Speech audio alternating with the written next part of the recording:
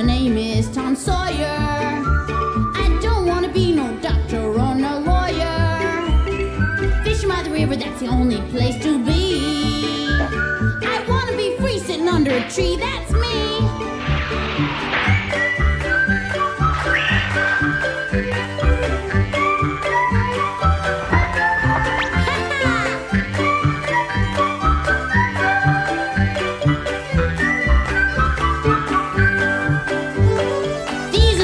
Of Tom Sawyer, me and Unc Finn just playing by the river, chasing that steamboat teacher, let me be. I wanna be free sitting under a tree. That's me!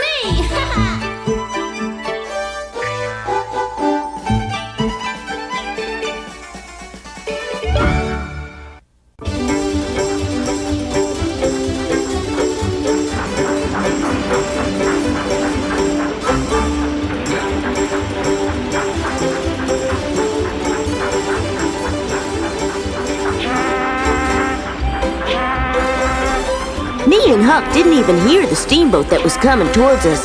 I reckon we was too caught up dreaming about what we was gonna do with all that money we'd found in the haunted house. By the time we knowed what was happening, it was too late to do anything. We just had to ride it out.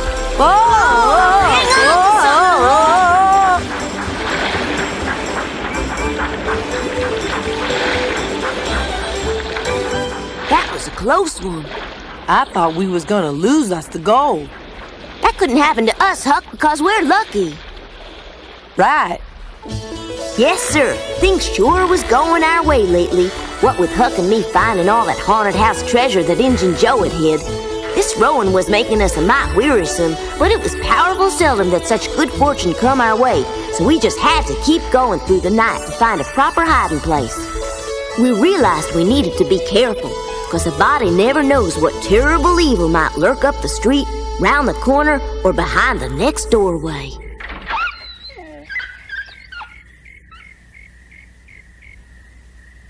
Tom!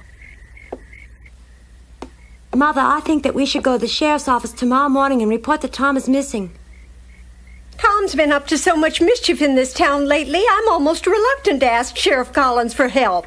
Well, there ain't nobody out there that I can see. Whoever it was making noise out there, it sure wasn't Tom. He'll turn up, Aunt Polly. Shouldn't you be going to sleep? It's past your bedtime. I'm much too worried about Tom to even think about sleeping. I never did understand that boy, and there were times I thought he'd broken my old heart, but this isn't like all the other times. Tonight I have the feeling that something's dreadfully wrong. That's exactly how I feel about it, Aunt Polly, and it sure left me with a nagging feeling in the bottom of my stomach. It sure weighs a ton.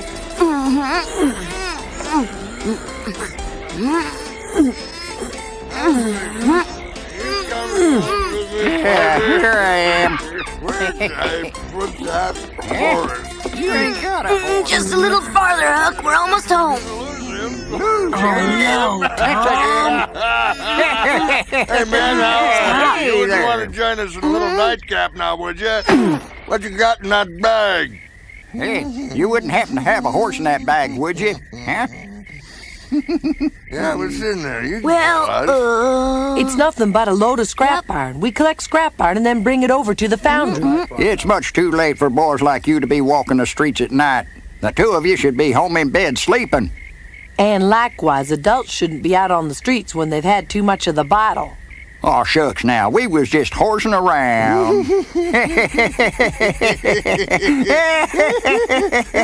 around, that's good. We ain't drunk. We're the most stable guys I know. Somehow I'm just not in the mood to be looking for a hiding place anymore. Well, Huck, now that you mention it, it might just be better to bring the gold on over to my house tonight. That's it. Yeah.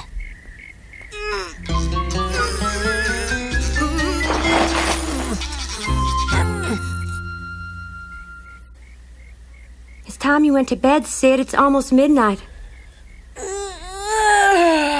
See? I guess you're right. I hope Tom shows up. Good night. See you in the morning. Night.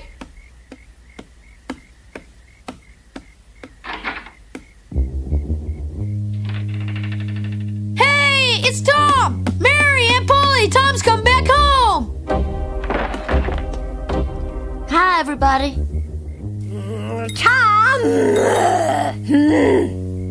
Do me a favor and fetch the switch, Mary.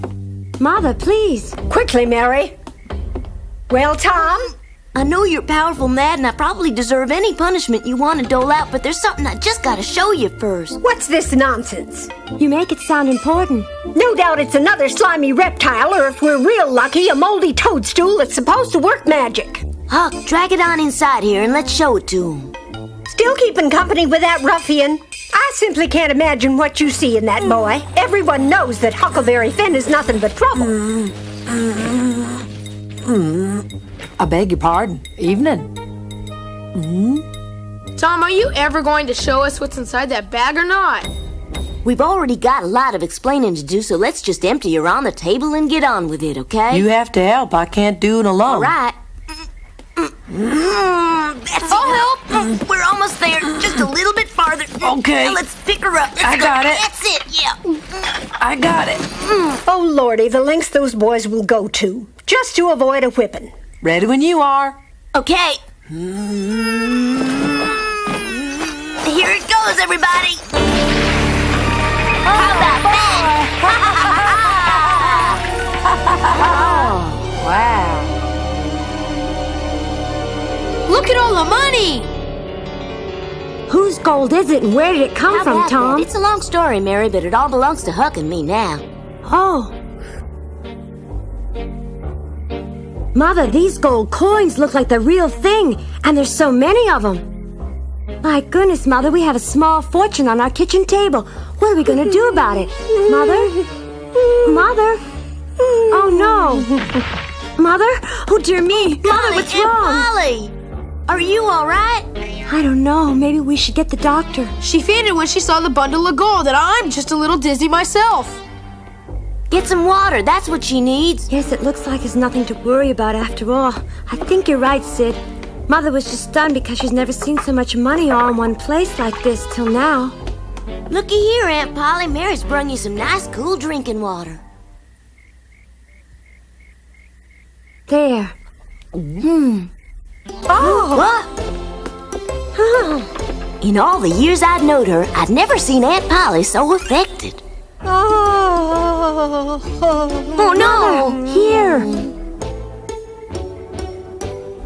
When we got round to counting up the money, it come to $12,152. Huck and me was as rich as could be, but you sure would never know it to look at 'em. Word got out, and before you could shake a stick, the whole town turned out to watch us claim that pile of gold as our very own. So what you're telling me is, my Tom is legally entitled to keep half of the gold for himself? Yes, ma'am. That's right. And Huck will get the other half. Mother, that's the 4th time you've asked Judge Thatcher the same question. Actually, Mary, that makes 5 times. I just like hearing the answer. Please move aside, Yeah. everybody. Out of the way. Coming through, please. Judge, fetch the Widder Douglas like you asked me. Show her in. Judge Thatcher, good morning. Mrs. Douglas, so good to see you again. Thank you for coming on such short notice. It's no bother at all. After you.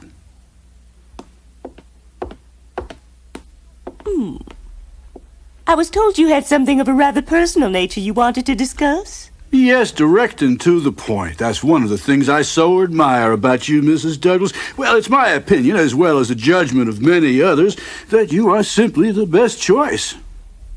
The best choice for what, Judge? The situation calls for a woman who is very sincere, generous, and extremely warm-hearted with impeccable taste and manners.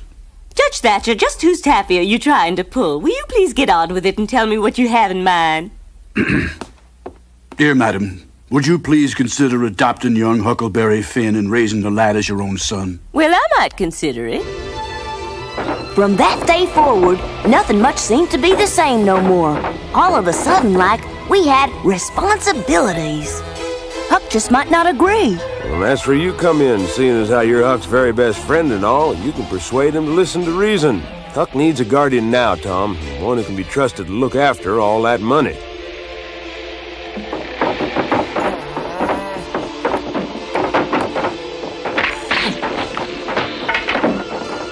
can't get no rest around here. Hey, it's Tom. Hi. And the sheriff. What's going on, Tom? Huck, I hope you're in the mood, 'cause me and Sheriff Collins have brung you a surprise. In the mood for what? Don't tell me the sheriff's come to put me in jail. Don't let him put me in jail, Tom. Of course not. Well, maybe it's the same thing. Huck moved into the Widow Douglas's fancy mansion, and the drafty old treehouse was a thing of the past. He didn't much take to the idea of turning into a gentleman of leisure, but when the sheriff started talking about a home for wayward boys, Huck thought he owed it to himself to give the fancy life at least one good try. Whoa! Yeah. Huck was finding his way around knives and spoons and learning how to dress real proper like. Hold still, Master Huckleberry. I'm almost done. And sure enough, it weren't long before Huck was making a considerable effort to do some honest-to-goodness book learning, which was the biggest surprise of all, since Huck hates like the dickens to decipher words and such. But thoughts turn honest in the dark, and when it comes right down to it, some folks just can't be nothing but what they are, and changing just ain't in their blood.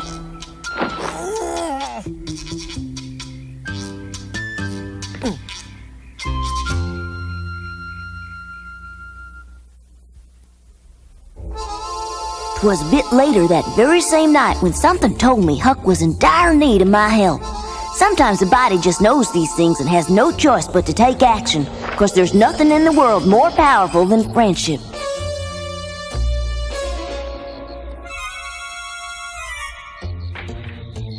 What's going on? Huh? Well, You're not planning to go out now, are you? Yeah, gotta see Huck. At this time of night?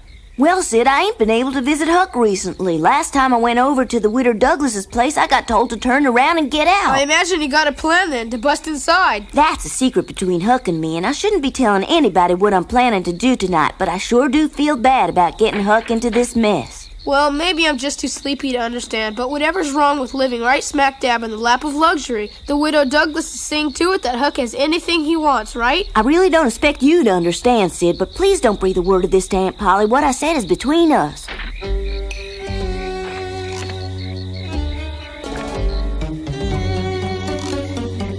Now, mind you, I ain't normally afeard of the dark, but for some strange reason, I was feeling sorta uneasy about going up to the Widow Douglas's big old place on my own so late at night.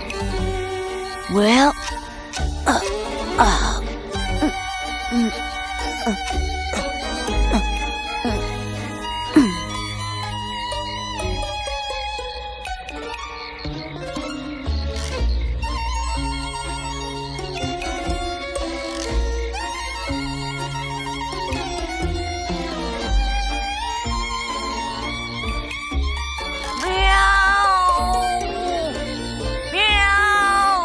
I sure hope Widow Douglas weren't a light sleeper, 'cause secret signals ain't no good at all if anybody hears them who's not supposed to. By jingo, that house was grand, and I had no idea where Huck's room might be. Yes, sir, I had quite a hunt ahead of me. Meow! Meow! Huh? Meow! Meow!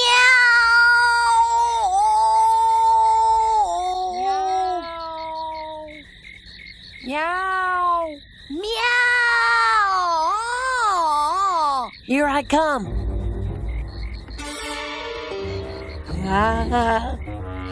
Lordy, seeing Huck walking way up in the air like that almost made me wish we'd never even found that gold, 'cause I was most scared to death, and I was standing with my 2 feet planted firm on the ground. Meow! Watch out! Watch out, Huck! Watch out! Ah, what do I do now?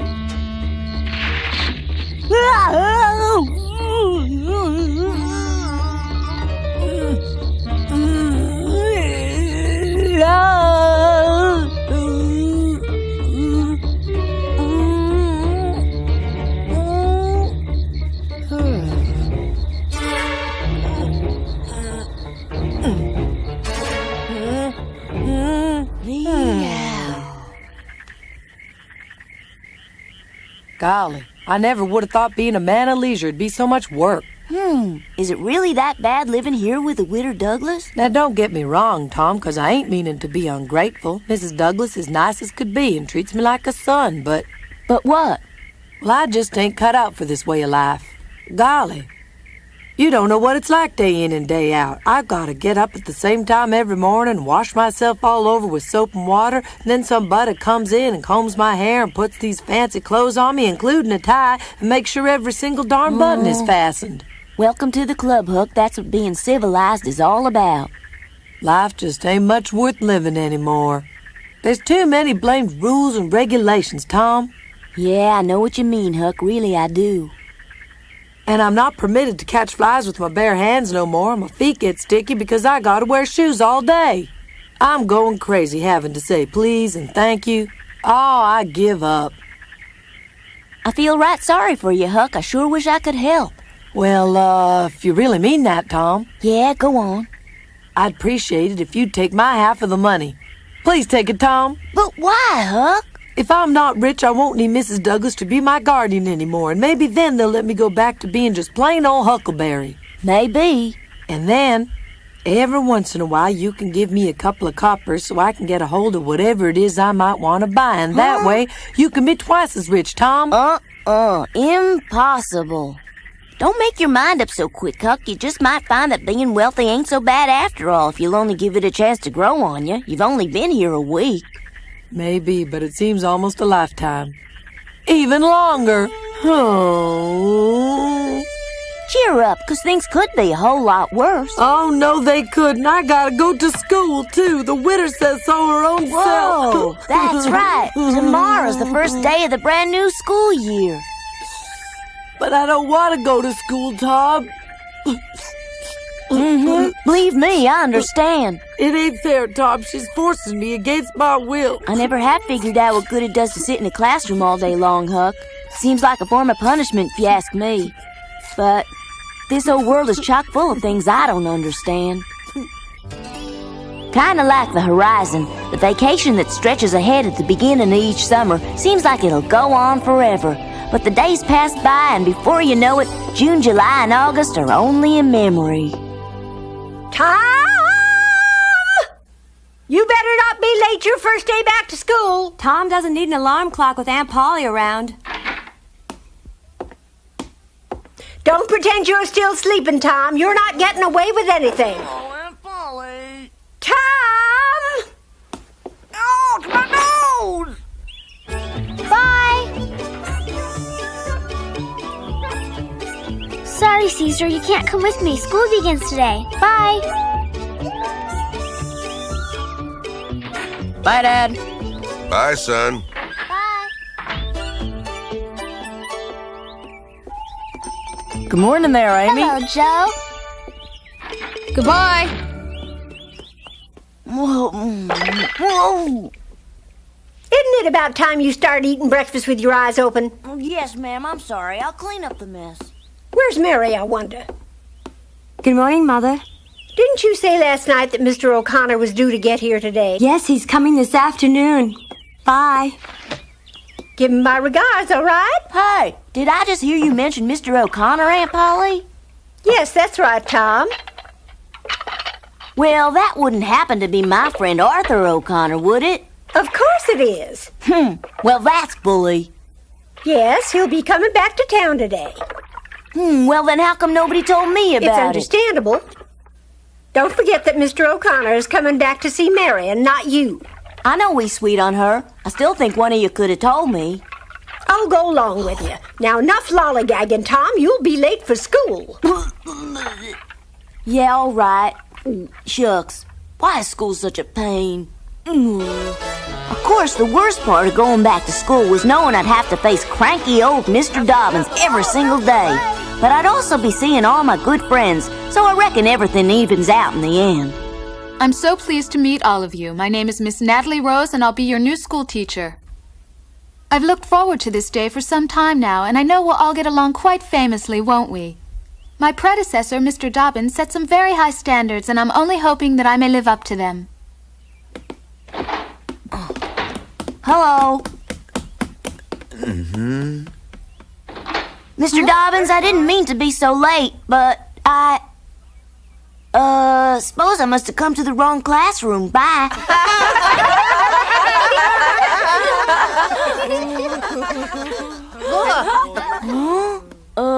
Yes, this is the right classroom, all right, and you must be Tom Sawyer. The schoolmaster has told me all about you. And who are you? Can't say that I blame you for being so confused, but I guess you just didn't expect to see a brand new teacher up at the head of the class, right? Pleased to meet you. My name is Miss Rose. Good morning. Of course, this was Huck's first day of school, too. And I do mean first day of school. Ever. Hey, look who's coming, everyone. Huck Finn, the rich boy. Come along, Huckleberry, and remember your posture. Oh, don't dawdle now.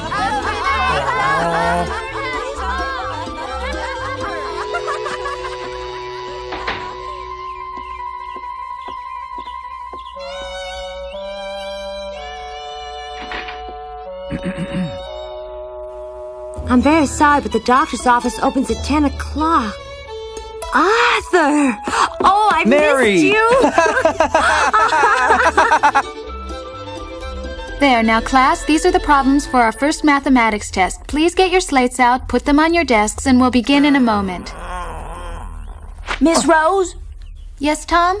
Giving us an examination on the first day that we're back to the classroom and all just ain't fair. Well, if I'm to properly teach this class for the next year, Tom, I must have some way of judging your level of ability. I ain't much good at arithmetic, Tom. Well, that makes two of us. Quiet. Quiet. Please settle down, everyone, and prepare to take your examination. I sure hope school ain't like this every day. Huck, it's one humiliating day after another, and it's about time we show the new teacher who's boss. Tom, would you rather spend some time standing alone in the corner? Reckon not. That's it. School ain't for me. I'm getting out of here. Well, I guess some things never change. Whether it's Miss Rose or Mr. Dobbins, teachers is teachers and school is school. Best as I can recall, I was having to get up and go off to school when I first began this whole story of mine. So I guess it's only right that school is where it should end. But I'd like to think I left my mark and made some special friends. Of course, no one was more special than my old running buddy Huck. Oh, Tom! We sure did have some great adventures. Even though they didn't seem so great at the time, you gotta admit they were exciting. And somehow, things always managed to turn out just fine. But when I think back on it, it's the fun times we had that I remember most of all. Yup, I guess I have to say I'm one lucky fella, leading the life I do. And I'm just glad I've been able to share my adventures with you. Oh, and don't worry none about Huck. He went on to have all sorts of good times, but well, that's a whole nother story.